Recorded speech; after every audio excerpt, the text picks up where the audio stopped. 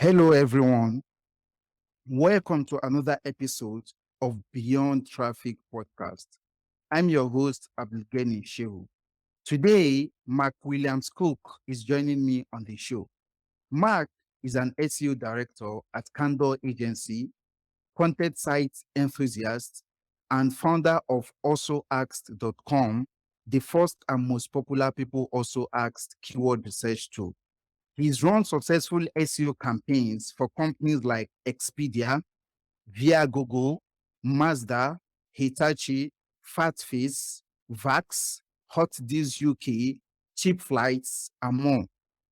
He's also helped several brands to move organic traffic from 6 to 7 figures per month. Earlier in his career, Mark earned more money from affiliate marketing than his full-time job, which gave him the freedom to be more selective about what he wanted to work on. This to him is his favorite SEO achievement. So welcome once again to the show, Mark. I'm excited to have you here today on the Beyond Traffic podcast. I hope this short intro is a good representation of who you are and what you currently do. Yeah, thank you. I'm really excited to be here. Thank you for the lovely intro. I think you pretty much covered everything there. I always feel a little bit awkward when people are reading out intros about what you've done, but I appreciate it. Thank you. Yeah, thank you very much. So before we dive in, I would like you to tell me more about your background. And then specifically, my audience will be interested in knowing how you got into SEO. Sure. So I'm 39 at the moment, almost 40 years old, and I started building websites probably when I was about 14 or 15 and started putting them online. And I think, like a lot of people that have been in SEO for the amount of time I have, I kind of ended up in SEO by accident. It wasn't something I set out like I'm going to get a career in SEO. The first popular site I had was actually a music site for local to where I live. And I set up forums for local bands in the area so they could talk to the people they wanted to get to their gigs and shows. Because even back then, setting up a forum wasn't like an easy thing to do. So not many people had one. And I gave that for free to people. And what I didn't know was this meant lots of other relevant websites were then linking to my website because they had their forum on. I was getting lots of community content. And at the time, I had a friend that helped me set up an Amazon affiliate on the website, which was just like a store, all of Amazon through the website. And I'd asked people that supported the site, if you buy things off Amazon, it's really helpful if you do it through my store, because then we get commission, because I wasn't charging anyone anything to obviously run the site. And then one day I noticed I was making like 20, 30, 40, 50 pounds a day on the Amazon affiliate. And I was like, oh, this is really interesting. And I looked at the Amazon report and almost all the sales were for one particular type of DVD player when they were still a thing. And I was like, why am I getting multiple sales a day for this DVD player? So we looked at AW Stats, which was our kind of analytics program at the time because there was no Google Analytics. And we saw all of that traffic was coming from Google.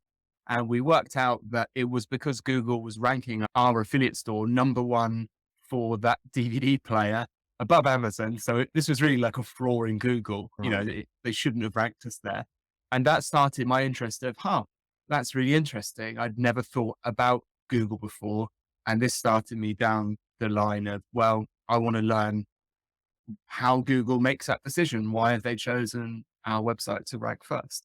So that's how I really kind of discovered SEO. Wow, that's pretty interesting. So glad to see that something that you started just by accident has turned into you now being a director at an agency, and you also have your own SEO software that we'll probably talk about shortly. It is pretty interesting to see how you've actually grown from doing something just for the fun of it and turn it into a business.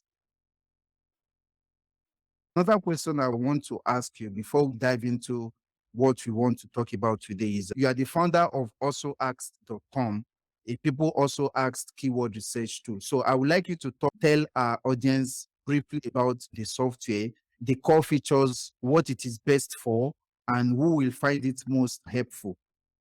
Okay. So where to start with that?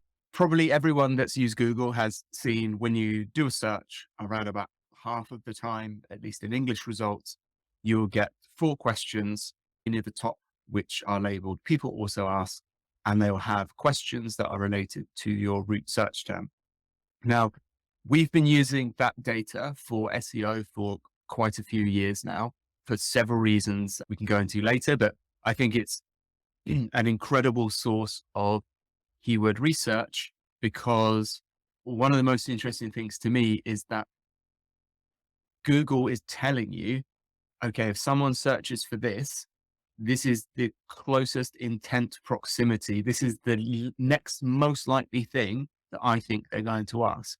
And that gives you a huge array of insight into, firstly, at the most basic level, what kind of content we should be including. It's one of the only sources where you actually get that information from Google. The other interesting thing about this data is most of these, and we'll come on to this, most of these terms, if you put them into keyword research tools, say they have 0 searches a month, which obviously cannot be true if they're appearing in this box. So it's terms as well that regularly get missed if people are using, I don't know what's called mainstream kind of keyword tools like, Google Keyword Planner, that kind of thing. And lastly, it gives you really good insight into the kind of customer thought process, their pain points, what they're worried about. So we used this data. Originally, we had an in-house tool that we used to scrape this data from Google and do a few bits with it. And I saw someone published a Python script similar to one we were using online to do this, but that's a definite barrier to entry. So we actually made an online version and launched that in November 2019. And we switched eventually to a subscription model in March 2022. And that was just because the amount of searches we were having to handle was way too high. But essentially the tool, you can go now and pop in any search term as you would Google, and it will produce you a visual graph of your topic or your question or your keyword or your query you've typed in and the levels of related questions to that. You can mine even deeper. It's getting it directly live from Google. And it does this by simulating clicks as well. So you get basically more data than any other tool doing this. You can download the CSV versions. And in that as well, we give you the snippets that are currently ranking, which websites are ranking, what titles they're using. So it's just if you're using content briefs, like lots of SEOs are, like lots of businesses are, to decide what to write about, it's been our go-to tool for many years. And now we've made it available to everyone. So it's just meant to be a really quick, easy, convenient, very cheap, low barrier of entry way to get that data and incorporate it into your SEO. That's really interesting. So, for anyone who doesn't know about also asked.com, I believe that overview it shows them what the tool is for and who it is best for. But before we proceed, if you were to recommend your tool, will you say anyone just doing SEO will find it useful, or specific categories of people will gain the most value from the tool?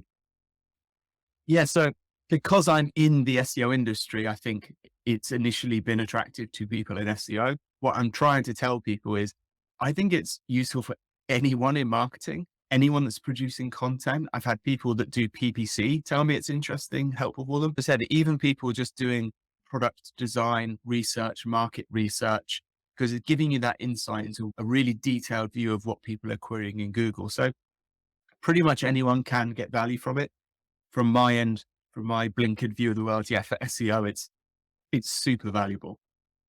Well, okay. So also ask.com is not just an SEO tool. You can also use it for other things as well in marketing. And so one of the reasons why I actually reached out to have you on the podcast was I think I wrote a post some months ago about zero volume keywords. So you left a comment with a video to a talk you delivered at Brighton SEO in 2022. And the talk was about zero volume research and why it is important.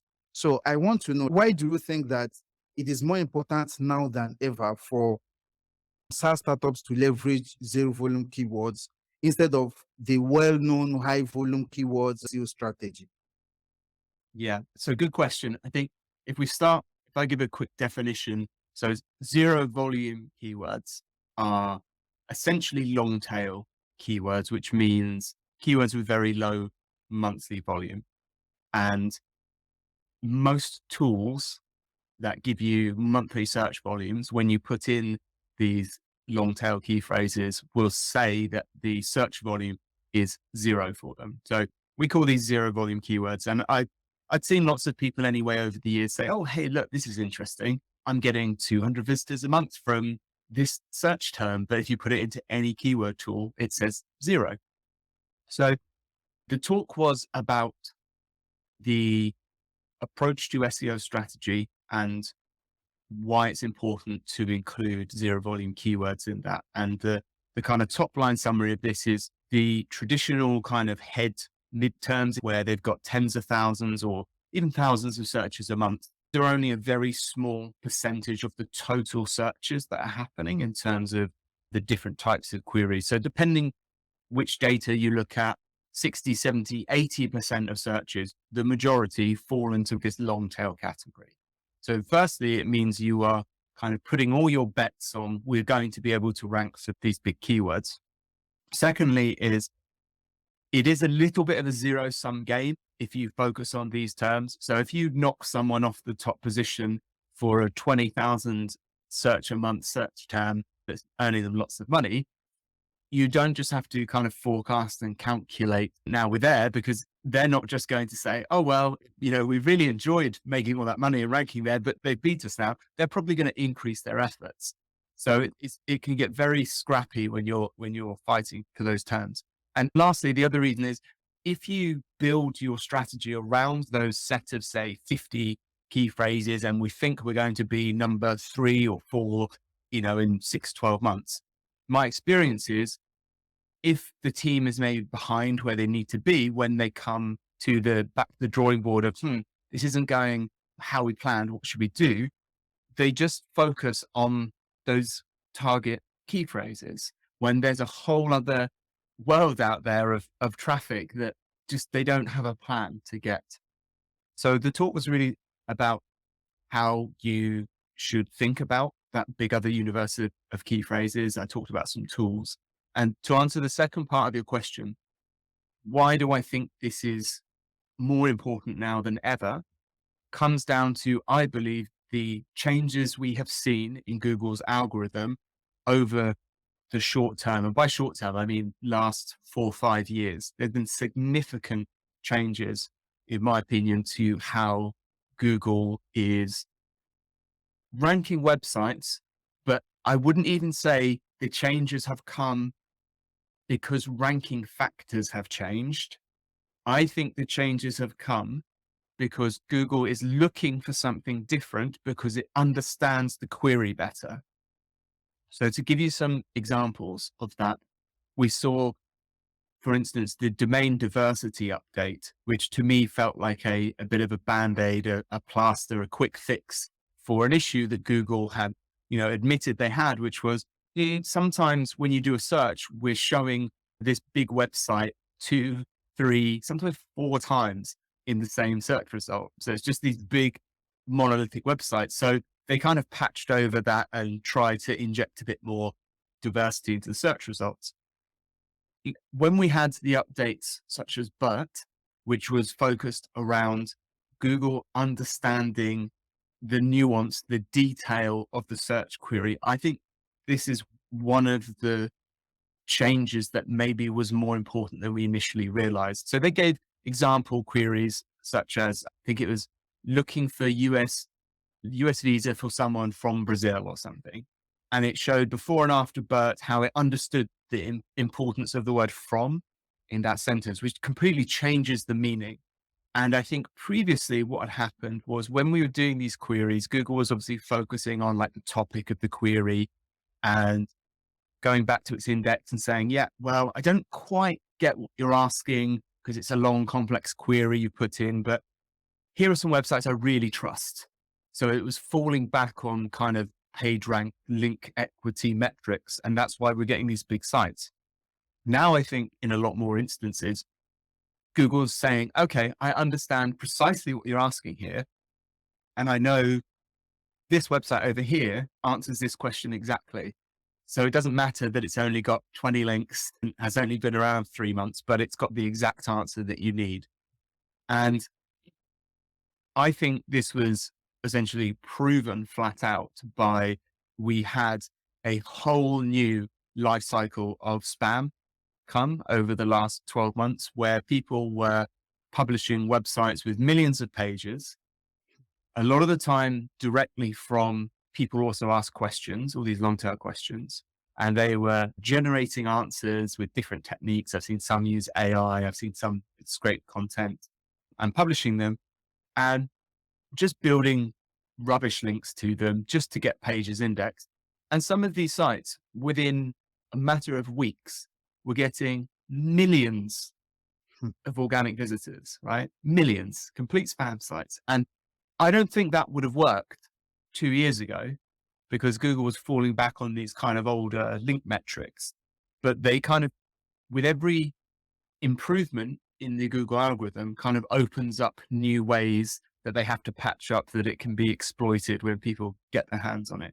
So to me, that means for especially new businesses, smaller businesses who aren't one of the 50 biggest websites online, you actually have a whole new approach you can take with your SEO, which is very much a grassroots working upwards, starting with the real specific stuff. There's traffic to be had there. You don't have to focus so much on a specific keyword, how much volume it's got, because again, a lot of the keyword tools will be giving you the volume for the phrase that you type in. And even if that has only 5 or 10 searches a month, there's probably 50 different ways you can type the same question that all have a few searches. And Google is kind of getting to the place where it's like, oh, they're the same thing. So I can just rank the same page for this. So I think we've entered kind of a new space with Google's understanding. It seems what Google was telling us to do 10 years ago, but didn't work. I think it's actually starting to work now. Wow, that's really interesting. My biggest takeaway from that is that a lot of things has changed in Google's algorithm. So websites that rely previously on high volume keywords for SEO also need to rethink their strategies. The fact that a keyword has zero search volume in an SEO tool doesn't actually mean that no one is searching for that keyword on Google. So it depends on how that keyword relates to your business and what you actually do. That brings me to the next set of questions that I have. So the first question I have here is that, like, what are some specific business results that you know? Like, do you have examples of companies maybe that you've worked with or that you personally know that have leveraged these zero volume keywords as a strategy for SEO growth? Yeah, absolutely. So the easiest kind of examples from the experimental side, and I've published a lot of these on LinkedIn, are just when I generated brand new spammy websites based on zero volume keywords. I posted one where I published 10,000 pages of people also ask questions. And this was in the video game kind of sector. So I downloaded a list of 10,000 video game names, put them into also asked, got the list of questions, and then actually just generated some content for them, put a YouTube video in, got a snippet from Steam about the game, published all of those. And literally within 4 weeks, it just had a 45-degree line of traffic that was climbing. Now, the interesting thing to that site is I think it lasted about 4 months. And then we had the helpful content update, which took a dent out of it, but it was still going pretty strong. And then Google had their link spam update, which absolutely flatlined it back to zero. So firstly, I think as a caveat going in, I can say from experience that um, it, it's tempting to take lazy approaches to long tail because the individual goal is small, right? And, this ties in as well to obviously the big discussion about AI at the moment. Google's very clear about, in their quality rated guidelines, focusing on the effort that's been made to produce the content, unique value, experience, expertise, etc. So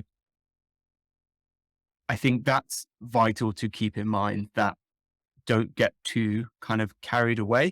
And this is why we did this test, just to see what happened if we could be as lazy as possible, kind of abuse it as much as possible and see what would happen. So I think that's one lesson. We've got clients that work for us, agency side. So an example would be Alan Boswell Group, which is a local insurer to us. And breaking into the insurance industry is obviously fairly competitive. We've got national competitors like Money Supermarket, huge companies in the UK like Liverpool Victoria, Direct Line, that have been around many, many years, millions of pounds of marketing budget. And we took this long tail approach to them to try and essentially work from the ground up. And the results of this were actually pretty fantastic. So the first thing that happened was we started winning featured snippets. So featured snippets, maybe for the listeners that don't know, I'm sure they've seen them at the top of Google before. But the interesting thing that I like about featured snippets is they don't work like the kind of standard search results in terms of you have to fight your way to the top. If Google's decided you have a really nice answer to that question, you essentially just get leapfrogged to what many people call position zero. So the first kind of benefit we saw from this zero volume strategy was we started winning lots of featured snippets, because Google was understanding, okay, well, this is the exact answer to the question and it's summarized nicely. And of course, we did things like use FAQ schema to try and make that as explicit as possible to get Google to understand that. The benefit then is you start getting very, very relevant traffic that you didn't have before. And this slowly starts to snowball into that dream state of you actually start earning links organically because you've helpfully answered a question. So then we'd see things like on money saving forums, for instance, people started linking to our answers that we were giving. Once we started getting that traffic, and again, this wasn't a huge amount at the time, it kind of scales linearly with the amount of content you create, but it's good from a client agency relationship point of view because you could see results much quicker than kind of other SEO. If we were going for just a general insurance term, that's going to be quite a long time away. Once we've got this library of zero volume content, we can then move that into hubs. So lots of people have talked about this hub and spoke approach before, and that's when you start interlinking it. And fast forward, I'm talking like 3 years now, this client, which is a local client to us, is ranking in Google now above these huge companies like Direct Line, Liverpool Victoria, on insurance terms for pay-per-click cost around about £20 a click. And those terms they do rank for have got thousands of searches a month now. And the way we achieved that was by building on this foundation of zero volume. I think you really would have struggled trying to start at the top, but it's a means to an end to prove that you are a good, trusted, reliable source of information. Because if you just had a blind test, right? So we said, I've got two websites for you. They both have a page about, say, car insurance, but one of them also has 100 pages about information about car insurance. Which one, based on just that information, do you think is probably the better website? I imagine almost everyone would say, well, probably the one that's invested the time and effort. Well, that's pretty interesting. And I really love the case study you shared of your clients, of how you helped them to use zero volume keywords to establish topical authority in their niche, which I think, as you rightly mentioned, has helped them to compete against the top brands in the insurance niche. So another question I have here, which I believe our audience will be interested in because of the case study you just shared, is what is the process? So let's say I want to identify zero volume keywords that are worth it. So because some clients or some SaaS startups believe that not all zero volume keywords are worth it. So what is your process for identifying zero volume keywords that have actually driven organic traffic growth? Yeah, it's a really good question. So I guess if we take a few steps back to how we get there. So the process, sort of more end to end, when we talk to a client about SEO, is firstly trying to get some understanding of their business and what actual outcomes they want. And my long term goal is always finding a way to align that with what Google wants. Because the only way, in my opinion, you're going to have the possibility of a long term business that's at least partially powered by organic search is to find a way to work with Google. Because if you go against what they are trying to achieve, eventually they will run you flat and not even notice. So once we've had that discussion, there's normally a few stages we move through in terms of audits. So we'll look at technical usually first as a finite, what can be done in terms of issues. So what's wrong, and opportunities, what can we add to? So to use that case study, for instance, FAQ schema was an opportunity that we hadn't utilized. We'll then look at content strategy, and the content strategy should link in with both the business strategy and Google's goals, which is essentially the why are we creating content in the first place? And what are we trying to be by doing that? Now, the qualification of that question to me answers whether the content, the keyword, etc., should be created, not the end metric. So if you said, for instance, to take insurance, like for example, and we'll take car insurance, for example, and we said we want to be a comparison site, right? We want to have a content area that helps people get the best deal on their car insurance, right? So that could be like the statement of what they're trying to achieve. So then in terms of what content should we or should we not create, my question would be quite simply, does this contribute to helping people find the best deal on the car insurance? If the answer is yes, do it. If the answer is no, do not do it. Then you go down the kind of the specific tooling. So you've got tools, say like Answer the Public, that give you a topical overview. There is clustering tools like Keyword Insights, also asked at the article level. But by the time you're at the article level, you should have decided, yeah, this is what we're writing about. And then the question, should we answer these specific questions? It literally comes down to, is that helpful? You know, is this going to help someone? Because remember, that's what Google's trying to achieve, right? They're trying to give people the best possible result. In my opinion, this is a really good place for humans to step in, because I don't think there's a very good technical process for this yet, because it's a very complex human thing. But it's basically, does this help in any way achieve that goal? Does it help build trust? Is it a question they might possibly ask as well? Is it a fear they have you want to allay? If the answer is yes, don't even care about the volume, just write it. So my answer to it is quite a kind of chill one of, if it is in line with what you're trying to achieve in your strategy, green light it, do it, put it in. Don't worry about if anyone else is doing it. Don't worry about search volume. If it's helpful, it's going to help you in the long run. Well, I really appreciate that. And I like your process for identifying zero volume keywords. So just simply understand what you want to achieve, what are your business goals, then look for keywords that actually help people that are searching or they are looking for that. That's more like my own summary of the process that you just outlined. So let's talk about keyword types. When it comes to zero volume keywords, what are some keyword types that you've seen to be the most impactful for SaaS startups? When it comes to SaaS startups, and I guess I can talk about my next phase of Auto Asked here, because if you've looked at the content on Auto Asked, you'll find there's very little there at the moment. We're a small team and we're focusing on features of the tool essentially, which are going to help people, I think, more at the moment than the content side of things. But I've already started doing the content plan for Also Asked. And this again is focused around what's the strategy, right? So the content strategy for something like Also Asked would be to help people understand the potential of PAA data and how they can day to day use that in their business, whatever it is. So that's already a huge sweeping kind of set of content that we can make.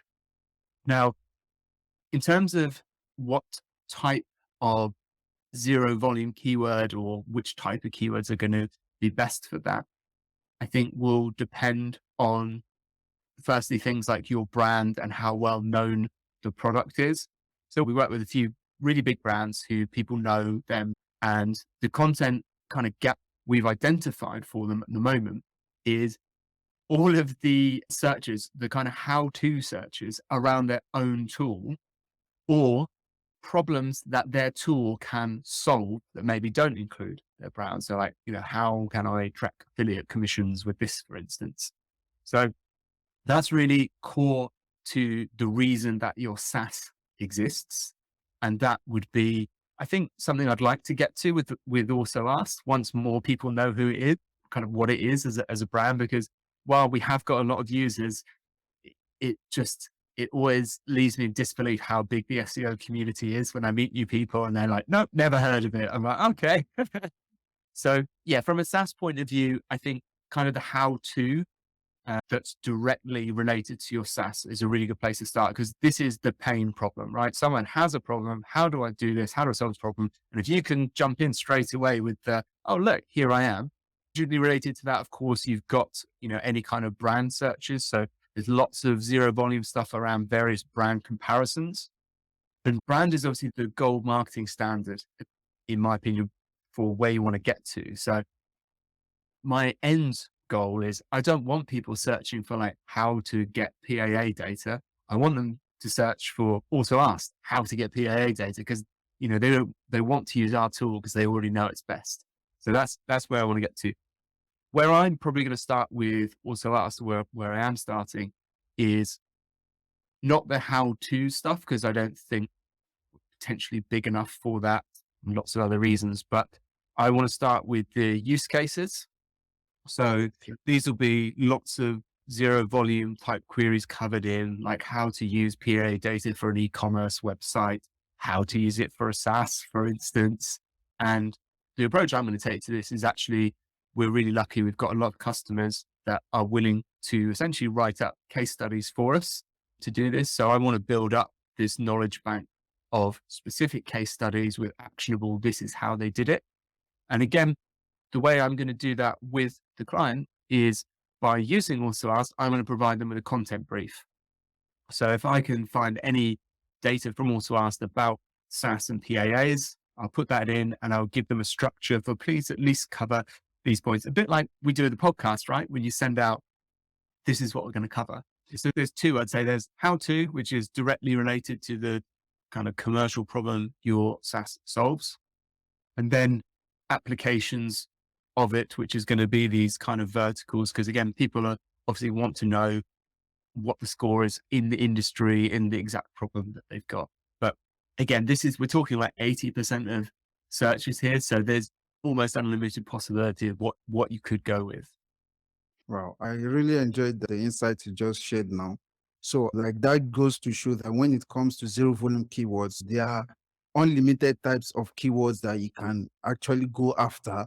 I think that's also one of the issues that people have with zero volume keywords. They think that maybe after covering about 10 topics maximum or 100, there's no other zero volume keywords to write about. But I think with what you've mentioned now, there are a lot of zero volume keyword types that you can target, how to use cases and features and so on. So let's move on. I still have more questions regarding the zero volume keywords. But before then, I want us to talk about measuring the ROI of SEO. A lot of people talk about measuring the ROI of SEO. Some say it is impossible, some say it is difficult, some say it is something that you should always do, and some will say don't even care about it. Just continue writing content, ranking on Google, and don't bother to see how that is. But so, like, what are your thoughts about ROI? Do you actually measure the ROI of SEO for yourself and for your clients?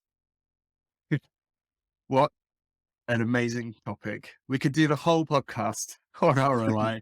My thoughts on it are very spread out. So firstly, I think you have to admit any measurement is never going to be 100% accurate. There is no such thing as perfect attribution for all kinds of technical reasons and even reasons such as when we do SEO campaigns, we tend to focus our efforts on unbranded traffic with the idea of new customer acquisition, right? So if someone's already searching for your brand, you've kind of won already, right? But then we're already negating the hugely important impact of what I mentioned earlier, this gold standard of marketing of, well, if we're becoming visible on unbranded searches, we're going to be increasing our brand search volume as well and our brand recall. And what happens when they then saw a PPC ad, but they'd read that article from you 2 weeks ago? Those things become incredibly difficult to measure, especially with, again, over the last several years, all the changes we've had with cookies and privacy and cross device tracking. So at best, I would say you can make some estimates. Now, if you have dealt with any enterprise kind of level clients, my experience is generally nothing happens until you can put on a spreadsheet how much it's going to cost versus how much it's going to make. And no matter what caveat you give about best, medium, worst case scenarios, we have to have, this down, which is, of course, fair enough for, organizations that are making lots of decisions, deciding where to spend budget. They're not experts in SEO. And why should they give you money if you have no idea what the impact could be? So, how we tend to approach those is, I think, size of prize is a really good starting metric to use. So size of prize is essentially in the universe of keywords you could rank for and where you could realistically rank for them. So that may be, okay, well, Wikipedia and Amazon are number 1 and 2 here. So probably number 3 is the best reasonably we can achieve. You can then start to work out this is where you could get to in traffic, and you can attach some kind of financial value to that. And one thing I'd highly recommend everyone to look at is an SEO named Chris Green did, I believe he called it the SEO metric chain. And it's essentially this chain of what you can measure starting at one end, which is the kind of finance end, which is how many transactions, how much revenue are we generating from organic traffic. One step back from that is looking at how much actual organic traffic are we generating. Another step back from that is what keywords are we ranking for and how many keywords are we ranking for. And yet another step back from that is the Google Search Console data of how many pages are actually indexed, are they getting crawled? Because all of those things rely on another. Now, if we come into a client who has an in-house SEO team, they have people in analytics, they're established, we can start at that financial end about how much value do we think we can bring in terms of revenue, because they understand their momentum, will have some data on if we do X, this is roughly what we get out the other side. Lots of SMEs, small, medium enterprises will be in that middle bucket of they're not really advanced enough they can track obviously organic revenue and such, but the interesting thing for them is, and the things you're going to change are where's the opportunity in terms of good keywords that we could rank for, or we should be ranking for more, because that's what's going to feed this next part of the funnel. For brand new clients that come to you with a brand new website, I don't think it's really possible to tell them what revenue they're going to be getting, probably even within a year, because first they need to get their pages crawled and indexed. Then you need content, and then you need links. And then you kind of just need to see how the dust settles and how Google likes that site. This is more an experience thing, but you need to get a feel for the momentum that their site has. Because I've seen brand new sites, build brilliant links, publish great content, and basically nothing happens for 7 or 8 months. And then suddenly Google's like, okay, yeah, I like this. I'm going to start kind of ranking and rewarding it. Other websites that are more established, or take the biggest websites that I've had the opportunity to work on, they just publish stuff and it just ranks because they've got millions of links. So it really depends how far along that maturity of SEO you are that you can get closer to the ROI. The further you are the other way in terms of hey, we don't even have our pages indexed yet, that's when you need to focus on essentially, this is the size of the prize. This is how much SEO costs. This is a timeline, as in months or years. Do we have enough money to get there? If you've got a budget for SEO, you can stay in for the marathon because SEO is a long term thing. It's a marathon. Then that might be able to work for you. Wow.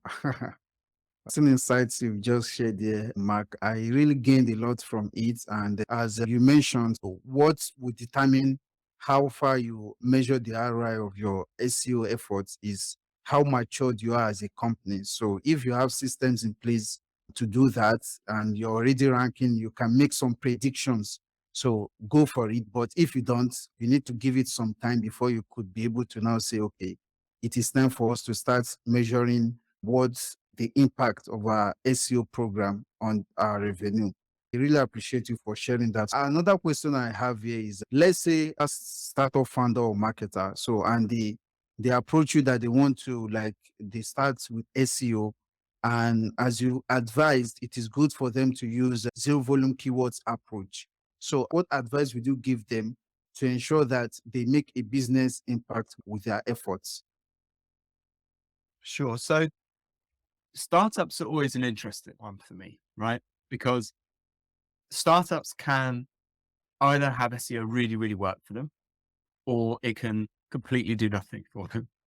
And the kind of switch I found there is if a startup has a brand new and to a new problem, it can be difficult for them to get SEO traction early on because there's no search volume around kind of the the knowledge that that problem or even solution exists. So to give you an example of one that went through a life cycle was about Airbnb insurance. So people that hosted their houses out for Airbnb for a long time, nobody knew that you needed specific insurance for Airbnb and that most people's home insurance would not cover them. So when this new product came to market, although you could spend as much time and money as you like kind of building content around Airbnb insurance, if nobody's searching for it, you're not going to have a lot of success with SEO, right? So I think firstly, you've got to think about where your solution, where your product, where your SaaS fits in that market and how SEO can work with other channels, maybe. So that maybe that you have a campaign that's like a discovery campaign that highlights the problem to people, which then is triggering them to do a search. And this is, though, one of, I think, the best opportunities a SaaS has, which is essentially to get ownership of the search term. So to use an extreme example, like in the UK, vacuum cleaners are basically called Hoovers, right? That's what they're referred to as. Hoover is obviously a brand, but it's used like Google as a verb, right, to hoover things up. If you have a SaaS that's solving a problem where that search kind of doesn't exist yet, you have the opportunity to make a strategy to own that search term. So I would build a content strategy quietly to begin with around that, and then use paid discovery, whatever, to kind of flood the message of this is the name of the solution. This is what you want to be searching for, because you will have such an enormous head start over everyone. It will be very difficult for them to catch up with you.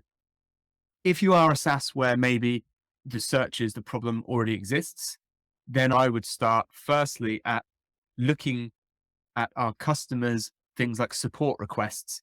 When we get questions emailed to us, when we get live chat questions, when we get site searches that happen, what is it that people are not getting answered on the website would be my first most critical thing, right? For people on the site, they've had a problem, they've got a question, they can't find the answer. So they're having to go to that effort of reaching out.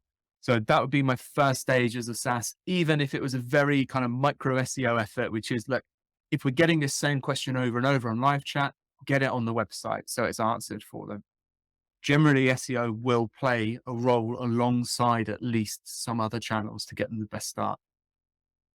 Thanks for that insight. A follow-up question to that. You mentioned owning a phrase on Google. Do you have a kind of a process to do that? So it's essentially, it can be anything you want, really. You can even, if you can manage to do it, if you can get it even like trademarked, that's a potential advantage. But I mean, the criteria are essentially that there's nothing that's already ranking, that's already existing, that's called that. So the criteria for me would be basically if you create any content with those words in that order, you're going to rank above everyone else. So there, and there's two stages to that. There's firstly creating that bed of content. And the second one is like lighting the fuse, which is normally a paid effort, like outreach video, social media marketing, and the, like, for instance, the in the UK, the armed forces do it. They show job adverts, and at the end they say search army jobs. That's like the thing they want to do. So even using that as a call to action from your video ads, search for, and then whatever you've called your solution, you're driving search traffic. These are also neat signals for Google that if everyone is searching for this generic term and going to your website, it's going to start hopefully considering that to be almost like a navigational query. Because if you can Google that 90% of people that search for this phrase actually want to go to your website, then that's why my definition of you won, because Google's treating it as a navigational question. So that's similar to how you see exact match domains ranking quite highly, even with very few links. It's because Google needs to sort out, okay, yes, there is a website called carpetcleaning.com.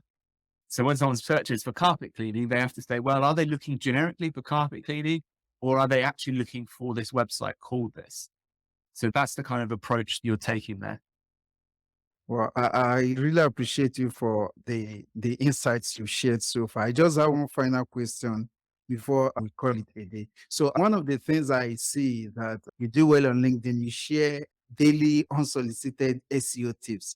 So I want you to share an unsolicited SEO tip for zero volume keywords for SaaS startups. You put me on the spot here. I mean, I've done, I think it's about 650 unsolicited SEO tips. It normally take me about 10 minutes in the morning to try and generalize them because I want them to be able to be kind of applicable to anyone.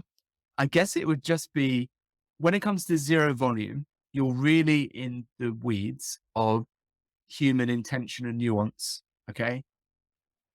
It sounds silly, but that's the deep level where I think human brain is still best at deciding what you should and shouldn't target. Even really good clustering tools don't, in my opinion, do a good job at these really specific search terms. Google has said basically that the longer specific search terms are the hardest technical challenges they have to challenge to give good results. Um, because you have got your own little biological learning unit between your ears and you can outmatch any machine still at the moment, at least when it comes to that intent. So I look at also asked at people also asked data basically for every single bit of content that I'm involved in. And as I said, not worrying too much about the specifics about if it's a good or bad term, just thinking very simply, is this related? Would someone be interested in also knowing this if they're reading this? The answer is yes, just get it in there. So I really appreciate you for your time, Mark. And personally, I've gained a lot of insights from you in this interview about zero volume keywords. So, and I think it is a topic that almost everyone is talking about these days, unlike what we had in previous years where you have to target the keyword with the highest volume. I think more people are now realizing that a keyword having a zero search volume doesn't actually mean that it won't help you to achieve your business goals from SEO. So it all depends about the type of keywords that you target and how you approach it. So I'm really glad to see you break down the process, the examples, and everything that you've learned so far from your own experience with zero volume keywords. Finally, is there anything else you'd like our audience to know about you? And maybe if someone wants to connect with you, what's the best way to get in touch? Sure. As you said, I'm quite active on LinkedIn. I use Twitter quite a lot as well. If you just kind of want to chat with me, then probably Twitter's the best. You can find me at the Taffer Boy. I actually think I'm the only Mark Williams Cook on the internet. So Wow. if you just Google Mark Williams Cook, you'll find my Twitter and my LinkedIn. But yeah, generally I'm happy to talk to people about SEO. As long as you're not trying to sell me something, I'll always try and make time for everyone. Yeah, thank you very much, Mark. It was a pleasure doing this with you. And I believe strongly that our audience will find this podcast interview helpful and valuable. Thank you very much for your time. Thank you.